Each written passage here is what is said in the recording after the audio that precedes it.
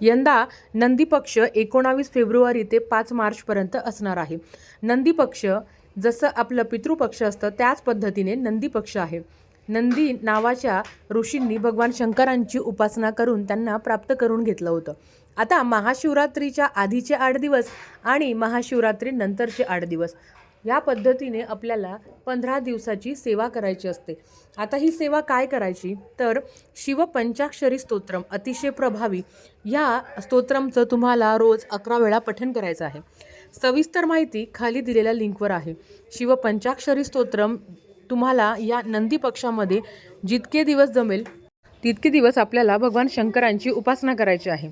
शिवपंचाक्षरी स्तोत्रम तुम्ही 1 वेळा पठण करू शकता, 7 वेळा, 11 वेळा, 21 वेळा, 51 वेळा तुम्ही पठण करू शकता.